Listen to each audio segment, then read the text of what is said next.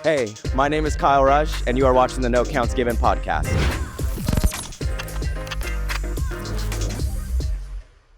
Dance Team Union is a proud sponsor of the No Counts Given podcast, and we have some exciting news to share. DTU will be launching their annual college Instagram flight contest powered by Spirit Airlines to provide an opportunity to earn funding towards your nationals travel. DTU's motto, "We're here for you," continues to drive their commitment to supporting teams.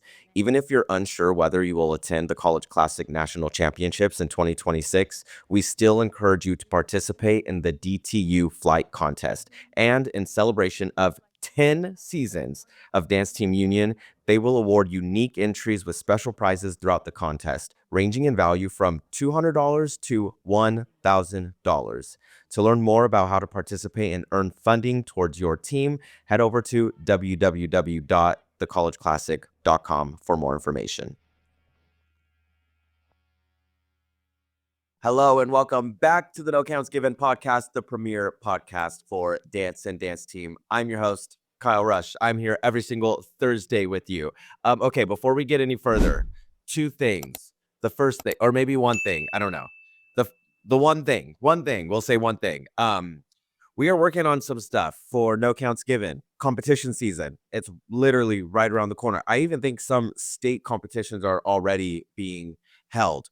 If you are competing this year, if you know someone that's competing, you're a dance mom, you're a dance grandma, you're a coach, you're an advisor, you're a director, you're a studio owner, I don't care. I want to know where you're competing this year. Of course, I'm sure many of you know competition season is quite literally my favorite time of the year. Of course, we're going to be doing stuff on No Counts Given for competition season. So I need to know, where are you guys competing? So leave a comment. Let me know, where will you guys be competing this year? So that way I can put it on my radar. And when the time comes around, and you see what we're working on here at No Counts Given, you will be included. You hear me? Okay, let's go on to the podcast. Today's episode, we have a actual trailblazer, Jesse Hernandez, one of the first of 3 NFL male cheerleaders. Now in 2028, we're not there yet, Kyle. In 2018, Jesse made the New Orleans Saints. But I remember this time like so vividly, reading a lot of the Backlash online, and it was so similar to what we literally just went with the Minnesota Vikings with Blaze and Louis. So I thought this was a great time. One, I like to hear from these trailblazers. Hello, first NFL male cheerleader. We need to talk with them and get to know them. But two, I really wanted to know where Jesse was at, like mentally during this time, and then like how the organization supported them, because at this time, 2018, mental health was not being pushed the way it was right after COVID. And without further ado, let's get into the interview with Jesse Hernandez. Let's go. So I was born and raised in Maurice, Louisiana, which is right outside of Lafayette, where I am currently working at the University of Louisiana. I've danced my whole life. So my mom was a dance teacher. She would bring me to the studio. We didn't have a babysitter, so of course I just got roped into her classes, which Yeah. was a nice turnout for me. So danced my whole life, and then I did high school dance team. This would have been, oh gosh, 809 back in the day. And then there was no really like outlet after high school for me besides going into college, but I didn't want to go to college. So um my family was like, "Hey, like, do you want to go to college or do you want to go the dance route? Like, is a studio something that you would like to do?" So of course, 18-year-old me was like, "Yeah, let's open up a studio." So I did the studio for 7 years, and then Saints came about. So that time period was like a crazy, like, just trying to like figure out how, if I can do both, how can I do both, if it'll work. So I started to do it and then ended up, closing the studio because it was a lot of back and forth because I was living still here in Lafayette, which is about 2.5 hours to New Orleans. So that commute was rough. Yeah. But yeah, I just danced my whole life and, tried to do the hustle of, getting these jobs and, choreography and all of that. Dance has been everything I've done since the age of 2, and I'm 32 now. So 30 years of fun. Yeah. I'm happy you just brought up the age because I was trying to figure out how to slip in a question and ask you because I wanted to know our age difference. We're only 2 years apart. So we're in the same generation. I feel it. Love you. When you were growing up, did you, I mean, you said your mom owned a dance studio, correct? Is that what you said? Yeah, well, my Did, mom ran a studio, and then we owned one together when I graduated. yeah. Did you feel that boys shouldn't dance? Not saying was this your opinion, but did you have that topic surrounding you a lot when you were growing up, as if you shouldn't be doing this? I mean, yeah, absolutely. It was definitely, a hard process to go through. And I couldn't understand at a young age why something I loved so much was so hard for people to wrap their heads around. I didn't join my high school dance team until my junior year, even though I Mm. wanted to, freshman and sophomore year. And it was funny because my dad was the one that was like, do it, like, go, Wow. all of that. And my mom was more hesitant because she saw the struggles I went through as a kid growing up into it. So she didn't want me to, go through that even more during, those dance team high school years. Yeah. Did you have any other boys like in your school that danced as well too? Nope, it No. was just me. I grew up in a very small town, so my graduating class was like 70 kids, and we Wow. went from 7th grade to 12th grade, so we knew everybody and everything and who was doing what. The time that Saints came around, what led you to want to actually audition? Because there were no boys in the NFL. So it's really like a little scary going in there, thinking about the outcome when we haven't seen boys in the NFL before. So what made you want to audition for the Saints? So at that time, when I believe I was like 24, 25, I was choreographing and coaching for a hockey team, a hockey dance team here in Lafayette, called the Gator Girls. And a lot of those girls were going to audition for Saints, and they were like, come with us, like, just come to a clinic. Let's see like what you want to do. And at the time, I ended up coaching that team because I had emailed the director and was like, hey, I want to audition for this hockey team. Is this a Mm. possibility? And she was like, no, it's females only. Oh, So then I ended up choreographing for them for some reason and, was on that side of things. So then the girls were like, come to this clinic. It's in Biloxi, which is about 3 hours from where we live. And it's funny because that same week of that, it was the very last clinic in Biloxi, is when Napoleon and Quentin had made their team, the Rams. oh, yeah, So that was all the same week that was happening because our auditions were the next week. yeah, So when I showed up there, treated it as like a convention class. I was at Tremaine or, whatever it may be, yeah. and kind of just had tunnel vision of what was happening around me because of it was very overstimulating. But at the end, there was a question and answer. We had a new coach that year with Saints, and shout out Ashley Deaton, love you. But I remember at the end of the class, I raised my hand for, the question and answer and was like, is this something that, men can do? Like, are you guys even open and willing to have, a man on your team? And she was like, the more the merrier. If you are talented enough, you will make the team. Come on in and audition.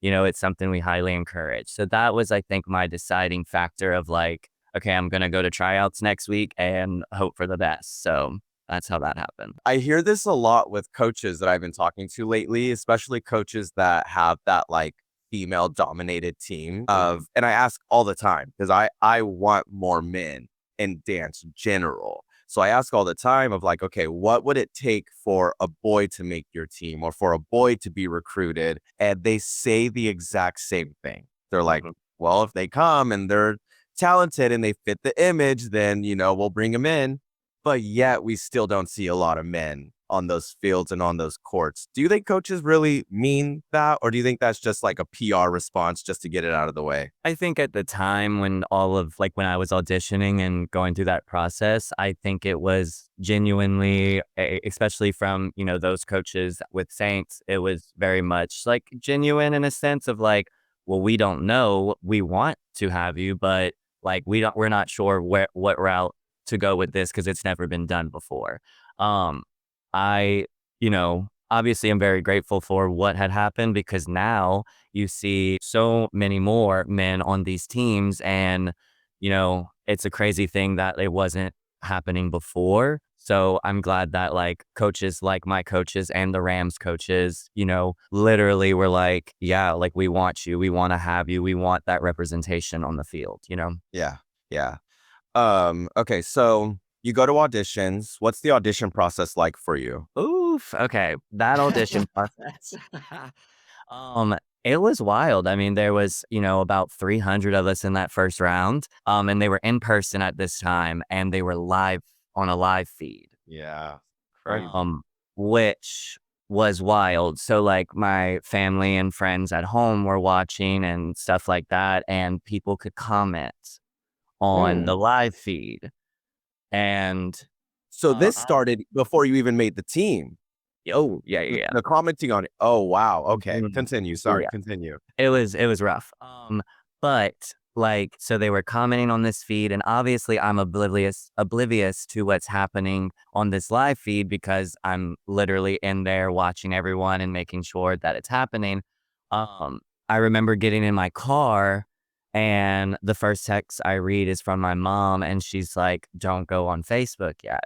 And I'm Mm. like, okay, like now I want to go on Facebook and see what everyone is saying because in my entire life, it's always just been positive.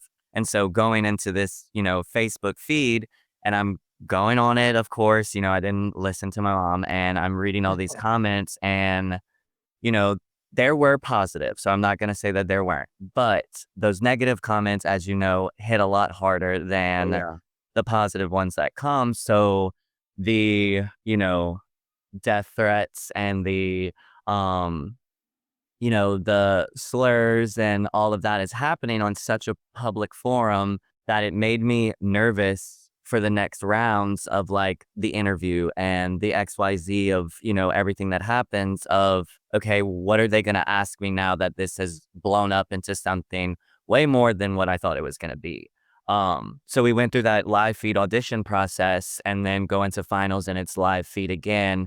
Um, and then it took 2 months before we found out if we made the team Why so long? That's not usual. because they didn't know what to do with me. Oh. So I had I don't remember if I had just made the team or if it was like the week right before. I want to say I had made the team. So this was like the end of May, early June when we got the email because I was at UDA staff training in Tuscaloosa, Alabama. And I had two friends there with me that had also made it to finals. She had gotten her email and she looked at me. We opened up our emails together and we both had made it. Thank God. But then the next week, the head of HR at the time, I believe he was the head of HR, Mr. Pat, called me in and was like, "Hey, I want to bring you and tour the, Saints office and facility, meet some important people that were, a big factor in you making the team X, Y, and Z." So we go in, it's me and my mom and my current partner at the time. So we all went and kind of toured the facility. And I remember Mr. Pat, telling me beforehand, like, so they had a big round table, a conversation about me where it was split, where half of the people were like, absolutely not. And the other half were like, if he's talented enough and we watch the live feed, put him on the team and let's go with it. And it's actually funny because Miss Gale, the owner of the Saints, was the deciding factor of putting me on the team, which made me feel really good. Um, for her to be like, why is this a conversation? He made the score sheet. He's good enough. Put him on the team. So As it should be. yeah, as it should be. So yeah, so then we went around, we toured, and a lot of the people that didn't want me on the team was the first group of people that I would go into their office, shake their hand or whatever, and a lot of them, had their doors closed and didn't want a hug, Oh.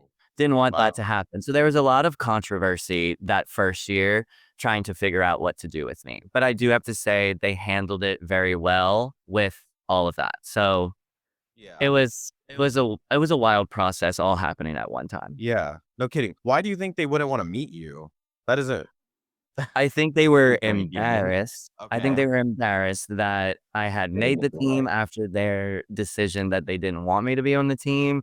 So it was kinda like, like, but Yeah. I went and shook hands and said, "Hi, I'm Jesse. Nice to meet you guys." Yeah. So I think one of the main misconceptions, which I'm not thankful to American Sweethearts for a lot of things, but I'm thankful for this one thing is that they really opened up doors and eyes to see what a pro audition looks like. Because I Mhm. think from the outside, a lot of people just think one, all the veterans get to just automatically remake the team and the coach gets to choose who's on the team and they don't really understand the back ends of what those auditions are like and they are very brutal. Yeah. Do you recall like especially your first year who was judging those auditions? It was a lot of office people. I mean, my coaches were there obviously, and it was like our makeup artist and then our hairstylist. There were plenty of office people there. There was like a panel I want to say about of 8 to 10 judges. And I want to say maybe 2 had like dance history. So a lot of it was very image based and very like, hey, like let's look on your social medias because Yeah. this is a job over anything. Yeah. Oh, yeah. What are the Saints allowed to like post them in uniform? I feel like I've seen you post yourself in uniform. Yes, we are allowed well, they were allowed, I don't know, rules now, but, we were allowed to post us in our uniform and kind of, like, hype up game week in our uniform from the images shot from the game before. Um, but obviously there's rules about, like, Yeah. being careful of what you say, political views, all of that type of stuff is, keep it to yourself. Yeah. Did all of the, like, news articles, did those happen during the audition process, or is that, like, when you made the team, then they really started pushing those articles out? On my first, like, round 1 of auditions, prelims, immediately after that, the next day, it was a firestorm in my inbox of like, "Hey, we wanna do this interview on you. Can we blah, blah, blah?"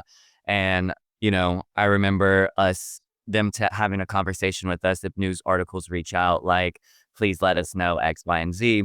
So I had to let, my coaches know, and they were like, "Well, you haven't made the team yet, so yes, you can go and do these interviews, but just be careful because this will reflect, whatever happens in the future for that." So that week was a lot. Then right after that, in between those 2 months, I mean, we had no idea who made the team. So then it was just like, doing all these, interviews that, you know, it was wild. It was Yeah. absolutely wild. And I couldn't understand something that I've done my entire life, why people were so interested into it. Yeah. It's when I still see things about men in the NFL or just men dancing, it still blows my mind. It's wild. So your first year, that was 2018? Hmm. Yeah. Um, did did the Saints, like, offer okay, I don't think mental health, like, that conversation, like, really started to happen until, like, COVID time. This is, like, right before COVID. I don't think a lot of people were, like, preaching mental health at the time. Um, did the Saints offer anything in terms of, like, mental health? Like, you could go talk to someone if this is bothering you, or, like, how did they support you during that? There was no like, hey, these are the avenues of that. I do have to say, like, my coaches were very good about like checking in on me.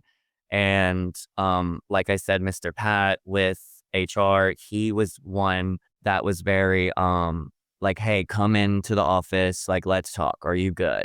And I would be like, yeah, like, I'm fine. Because also, after I made the team, it blew up again and I deleted all my social media. Oh, Not deactivated, yeah. deleted. So, like, Yeah. everything was gone. Yeah. Um, Probably for the best though, like, yeah. I don't blame you, yeah. Everything was gone. So, like, with the mental health stuff, like, I didn't see a lot of it in that time frame because of me deleting my social medias and stuff like that. So, it was easier for me to kinda go through that. So, but I do have to say, like, yeah, there were times where, people were like, "Hey, let's sit down, let's go do this, let's check in." But not like it would be today. I feel like today they have, like, hey, this is where, like, even on the college side, like, these are your resources. Like, if you need this, please reach out to me or go through this if you don't feel comfortable, with me. So Yeah. Even today, there are, and not even just thinking NFL, like NBA, college, there are still a lot of teams that just fit that female only exclusive image. Doesn't seem they're ready to branch out and start accepting men into their programs. Why do you think this is? Do you think this is a backlash thing? Do you think this is an image thing, organization thing? Well, why are we not seeing these men on these teams? Dance team union regional competitions are unlike any other. DTU has created an atmosphere that is not only friendly and competitive, but brings your community together to support one another in a sport you all share and love. DTU values innovation and the determination to create. Your team spend hours perfecting material and pushing the boundaries for choreography. It does not go unnoticed at Dance Team Union.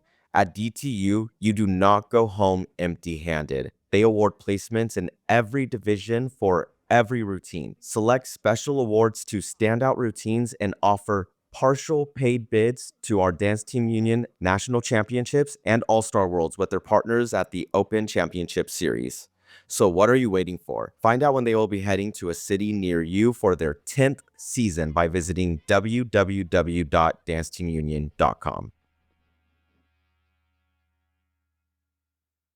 I think it's a very much an image and backlash of like university type situation. Being in the South obviously is a lot more rough, I feel.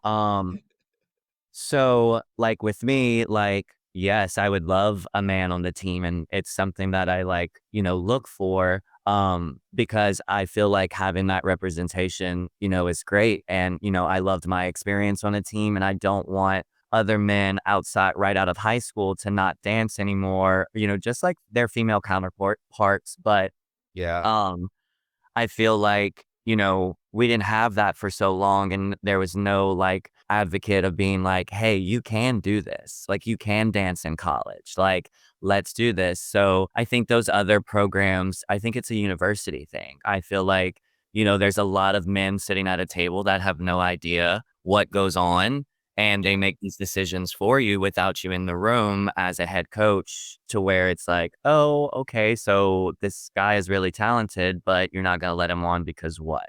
Yeah. Yeah. So I think it's definitely a organization thing. I can't wait for us to get over it.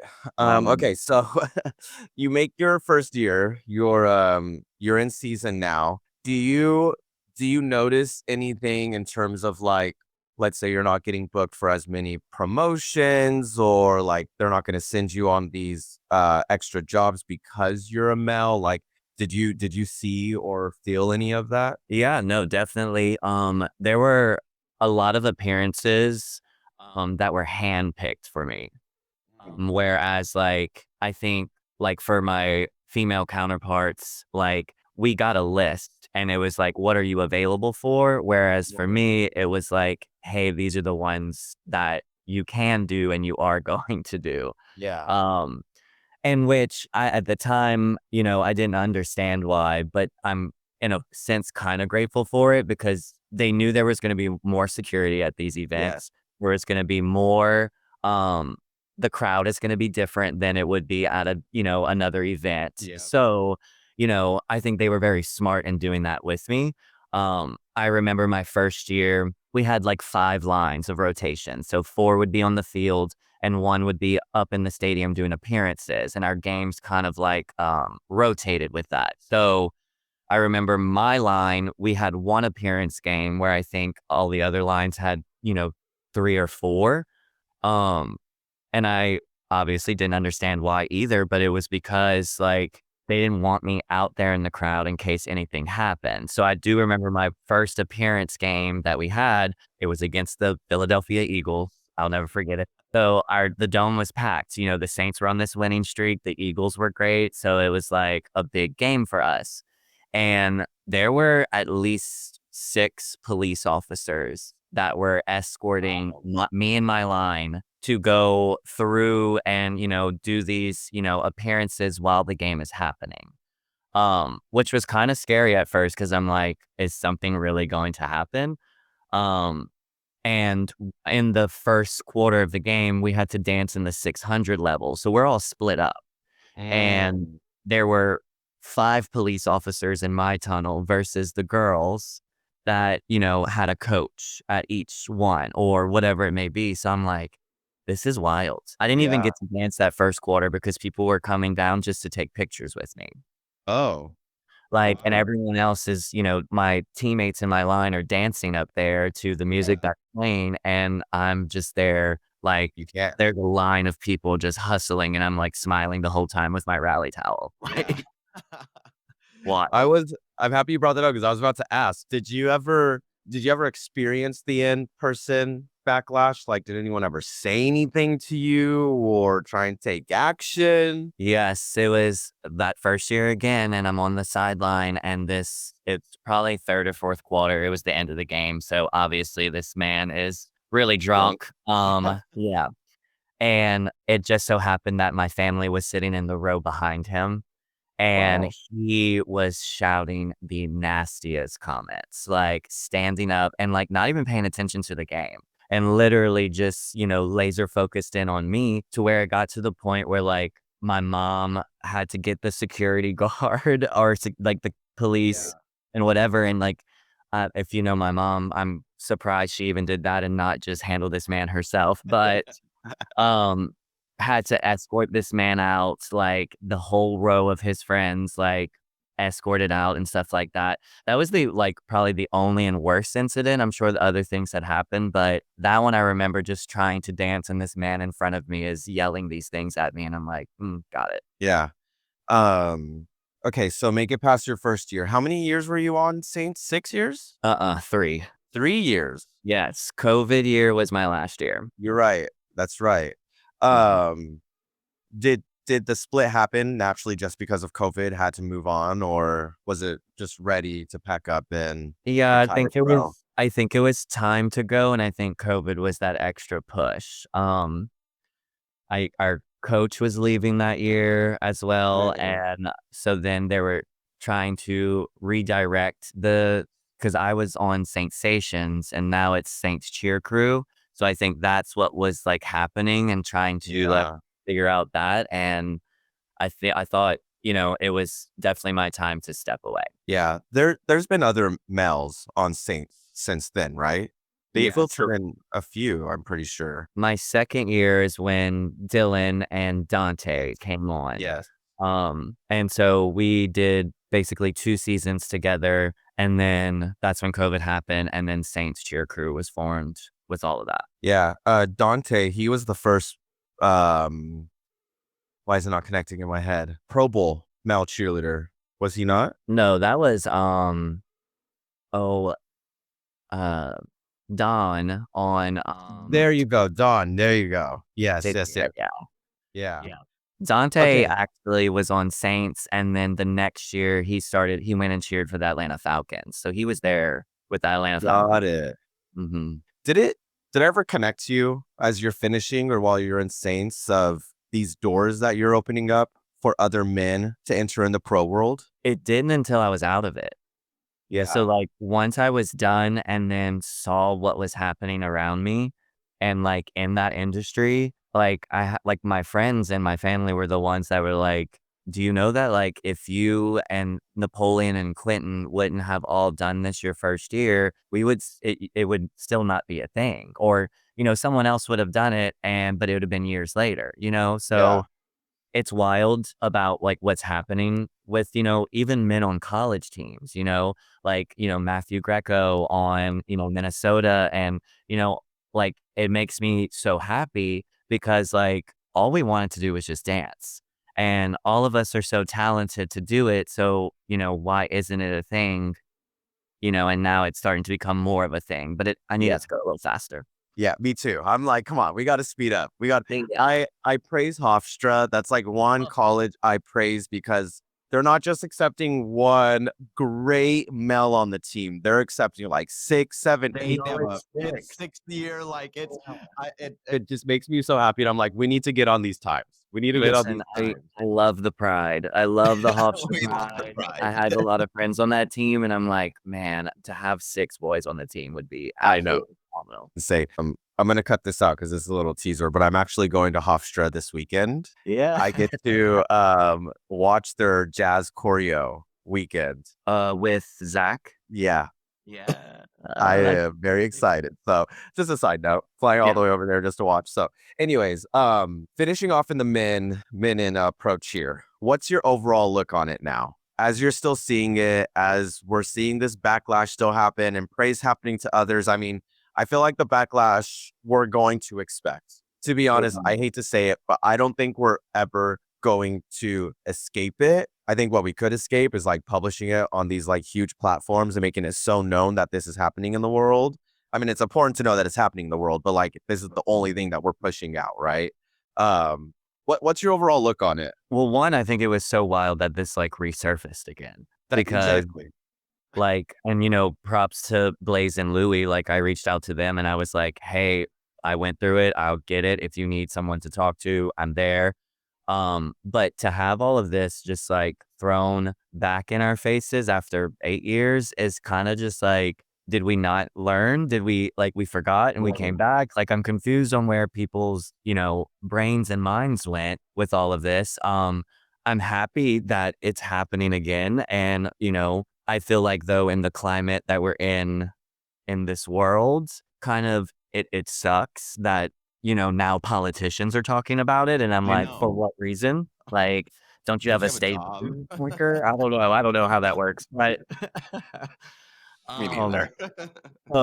but like I am very happy and I'm very proud of, this, going again. But, it was mind boggling to me that it's happening that like my pictures are being resurfaced again. Yep. And I'm like, Yeah. I have been out of it for so long. So like why is this news article writing another article with me with these horrible Saints pictures that I took in 2018?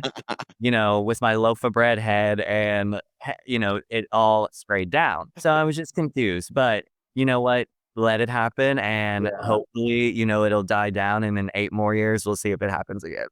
Right. So, do you feel like this was a blessing in disguise for you? Like going through that and like coming out of it? Yes. I mean, I always give props to, the Saints for, giving me that opportunity and, being a part of something so big. Cause I do have to say that one, it looks great on a resume. So it's like when I Absolutely. was going to teach master classes and, booking these choreo jobs, the first thing they want to use is, oh, first male NFL cheerleader for the New Orleans Saints. And Absolutely. I'm like, period, but that's not where I got my training. So Yeah. yeah. No kidding. But I will say that is pretty incredible. Even like years from now, if you think about the evolution of just men in pro sports, you're gonna be attached as a trailblazer in that area. And I felt like that is pretty incredible. So props to you because that's amazing. I mean, I gave the same props to Quincy when I interviewed him. I went on and then danced all male dance team for NBA. And I still stand that if it wasn't for like you, Napoleon, and Quentin going in and breaking these barriers, I would have never had that opportunity. So I give you guys props for opening doors for all of us to come. Um, let's switch over to recruitment. What the heck is going on? I heard a rumor this past weekend.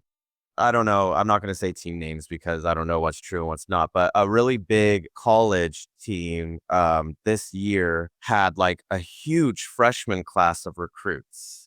And I'm finding this to be one of the main problems with dance team recruitment for college. They let them know that they were making the team in like December. Admissions doesn't go through till March, April, and all of their recruits but one made it into the school or got waitlisted or something like that. One Yeah. only made it into the school. Um, what is going on with college recruiting? You're a college coach, so you could give us the background from like your perspective. Well, what's going on in the world of recruitment? Honestly, like, I'm gonna say this for like smaller universities like myself, um, we are kind of having to do it on our own in a different way than obviously these bigger schools are doing it. Yeah. Like I know I have an idea of kids that I obviously want to offer to, but that they don't know that yet. I want to see their work ethic, this year, and it started their junior year. Um, to see to see their evolvement and, how they evolve and stuff like that, throughout this year. So I'm not going to offer a spot until, their national season is over in February. I don't want them to, have this overload of whatever.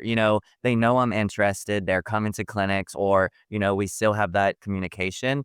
But I'm like, hey, you won't find out until, March or, April. So the recruitment process, it's a wild time. And the common recruiting Mm, thing, I mm, think it's a mm. I think it's a good idea. I didn't know about it until it was already happening. Did are you on the list? No, Is your no? Okay. no. Yeah, I've been hearing about it. Yeah. And I don't think I think there's pros and cons to it, Yeah, from what I absolutely. know. So it's like when it came out, everyone is like, "Hey, are you doing this?" And I'm like, "What is it?"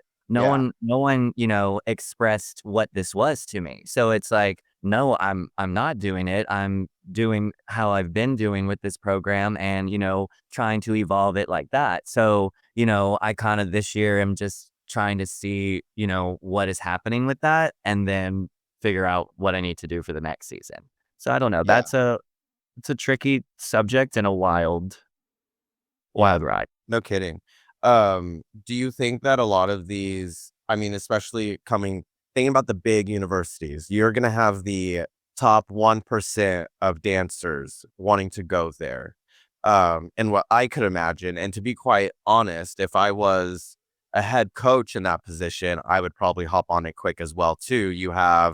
I'm going to use Ava Wagner as an example. She submits information. She wants to go to your school. She's talented. Her background. I'm going to let her know as soon as possible. Probably Absolutely. not the best thing for me to do, but I'm going to do it because I want that talent, right? You think about that with any major sport, they're going to want that most talented athlete on the team as fast as possible. Yeah. That's probably a red flag if we're being honest. No one should probably do that as a coach because then you lead into what I just said, right? They're going to make the team, then not make it into admissions. But I wanted to ask because I was having this conversation with the coach this past weekend. Do you think some universities have pull with admissions? Oh, 1000% they do. Yeah. Okay. Thank you. You just huh, reaffirmed me. Do you think that's fair? I don't know. Yeah. I'm gonna say, I feel like the kid should be able to just get into the school regardless. So it's like, bypassing and pushing them further or pushing them quicker through that process is kind of like, oh, why do you need to do that? So then, is there something wrong with, not say the kid per se, but why didn't they go through this process like every other, athlete that you didn't have to pull through admissions? Why are we not doing that? Was there a late submission? Was there a something wrong with their grades or, why are we doing that? But I don't know. I don't have that problem. So not my Yeah. dog. Yeah. Do your athletes mainly come out of Louisiana or do you get some out of state kids? Yes. Most of them come out of Louisiana, which, I have one or two that are from out of state, and something that I can sell for my team, which I think is phenomenal, is that once you make my team and you get accepted into the school, those out of state, athletes get in-state tuition. Oh, that's So amazing. yeah, so that's a big sell for, Rage and Jazz. And when I go to these recruiting events, that's my biggest push to these, athletes is that hey, I'm very interested in you. Your talent you showed here is great. I would love to see you, at a clinic and we can do a tour. And our biggest thing is that you would be able to pay in-state tuition instead of, the outrageous fees of coming from out of Yeah, state. And no so kidding. it's a good thing for us because scholarships, you obviously know how that goes. Yep. We don't have a lot of money for that. So Yeah. Yeah. Okay, so are you solely on the recruitment side or do you do like in-person auditions or when I was at Penn State, because I coached Penn State for 2 years, and my first year was in person. And then we transitioned my second year into the recruiting, the hybrid. So we would do recruiting. I would recruit the kids that I wanted. And then there was an in-person tryout to fill those extra spots. So I took that to Rage and Jazz. But now this year this year and last year, I solely recruit. Like the in-person audition, it's hit or miss because it's like, I tell these kids they don't make it to the next round and then they show up at the tryout and I'm like, I told you no already. Yeah. No kidding. So that's like an awkward position for me. And I'm like, no, so we're not going to do that, And if I have 24 versus 30 versus 28, I'll leave it where it's at. There it is. Yeah. And you have a pretty big team, don't you? Last year I had 30. This Yeah. year I'm only up 24. Nice. And okay, this is your second or third year coaching. Going into my third year with Rage and Jazz. Yeah. Where do you guys compete? What sports do you guys support? We do football, basketball, men's and women's basketball. We have competed at UDA Nationals, but this year we are making that switch to the College Classic. Hey, let's go. That's what I like to hear. Shout out to my Yeah. sponsor, Dance Team Union. Just kidding. No, I'm excited. That's good. And are you guys D1A? So Or technically we would be D1, but I'm competing up in D1A because I choreograph for South Alabama That's and they right. will be D1. Which beautiful jazz routine. Was it Thank jazz or lyrical at College Classic? It was red. the jazz category, but it was the red. Yeah. A little Christina Aguilera moment. Yes. It was amazing. I was Thank you. slowly sold into the buy-in. What made you want to switch to the College Classic? So I love UDA, and I mean, Obviously, you obviously, worked for them for years. 11 years I was with them. I think though having to do what's right for my program in this time is what needs to be happening. We are a great team, but when you're going against these big SEC and Big Ten schools, you get lost. You get Yep. lost in all of that. Um, Things change in rules before you get to nationals, and it's kind of like, well, this was a wild thing to do. So then I wasn't prepared for it this, season. So I think that was a big factor in me, taking my team somewhere else. And, I got to go to the College Classic with South Alabama and kind of check it out. And absolutely loved it. So everything that they have done with the battle, I mean, it's a experience like no other. Yeah. No kidding. It's insane. This was my first year experiencing Dance Team Union in person as well too. And I was like, where have I been all these years? Yeah. But yeah, that's incredible. Well, I'm excited to see you guys at the College Classic. That'll be fun. Um, if there is, well, hang on. First question. Where do you go into recruit? Like, what events are you going to? So this past summer we went to the Street Dance Convention. They had their Step Up recruiting event for us at their nationals in Houston. I'm always at the Sharpen Up summit at DTU. I go there. I haven't been to a Sharpen Up this year. huh? It's not Sharpen Up this year. Oh, I can get okay. a little teaser. It's Prodigy. Oh, Prodigy's running it. It's gonna be okay. amazing. I'm excited. I'm excited. Yeah. Because I always go to the high school nationals because I have teams that I choreograph for. So I just go up a day early and do the thing. But okay, that's exciting. Yeah, it'll be amazing. Yeah, and then I haven't been to a UDA combine recently, but last year and the year before I've gone. Just dates this year conflict with football games. Yeah. But yeah. When you're looking at an athlete that you might want to recruit onto your team, other than because I hear this over and over and over again, and I get it, and I agree 1000% that character is so important. I get it. However, I know talent ability is just as important. So when you're going to these recruiting events and you're looking at athletes, what talent ability are you looking for as a college coach? Ooh, good question. I think like my biggest thing is like if you can dance, like you have to just like No kidding. move. like you have to move. Like honestly, I don't care about how many 540s you want to throw. I don't care about, the front aerial, side aerials, sap downs, all these crazy things. I mean, obviously it's nice to see, but like once I've seen it, cool. But can you dance? Um, I am gonna say last year my team was super talented and like I picked those athletes, I think solely based on talent. And it was a very hard dynamic for me to mesh with them and for them to mesh Mm. together. So that's why this season I have 24 athletes that I truly vetted. Like I Mm. had conversations day in and day out with these athletes to make sure that one, they could have a conversation with me and, be good with that and like have that charisma. And already with this going into this season as a whole, I feel like, you know, I just feel so much better.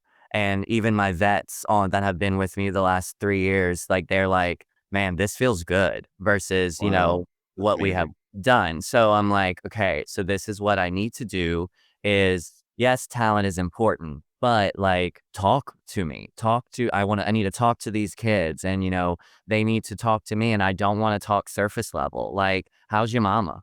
How's your Yeah. daddy? Like, let's talk about your life, you know? I don't wanna know how badly you want this spot, you That's know? very Louisiana of you. How's your mama? That's very Louisiana of you.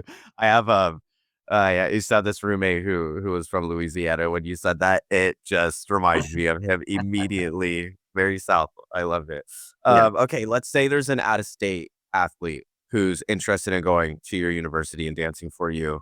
Um, it's expensive to go to all these places and to go to all these colleges and prep clinics and all of that. What would be the best course of action to like get you or get them on your radar? I mean, one, stay in contact with me, but also two, like, if you're on an all-star team, a high school team, or wherever, let me know where you're competing and where your competitions are, so I can put this on my schedule because I go to all these events, UDA nationals, Yeah. DTU nationals. I will make it wherever I can, to go and watch you perform, and then be able to talk to you after your performances, and meet your family and see the dynamic, talk to your coaches and stuff like that. So, I think for me, that's the easiest and best route for me to see you in person if you're not able to come to a clinic or something like that. But also with that being said, um, for you, if you're not able to come to a clinic, that might require, more video submissions of Yeah, something, for sure. and like my first round video submissions, there pretty much is no requirements. It's just like, I need a minute solo of whatever. I need a minute of technique of whatever and a minute introduction of whatever you want to talk about. Like, Yeah. I'm not giving you a routine. I'm not giving you this set thing. I just want to see you dance and if I like you. So, Period. Yeah. yeah. Any final words for the audience? No, I mean, I'm definitely glad we had this opportunity because I feel like, I mean, we can go on and on about all of this Yeah. stuff, There but could be a part two. We're gonna be at DTU Nationals together, a college classic. We'll have a part two, don't worry. with recruitment and stuff like that, I think the biggest thing, especially to tell athletes, is like, be yourself and don't hold your options, to one or two universities. Please expand and broaden out. There's a bunch of universities, especially in our area, that are like literally an hour away from each other, and all are great programs. We all coaches talk to each other. So I'm always here to help.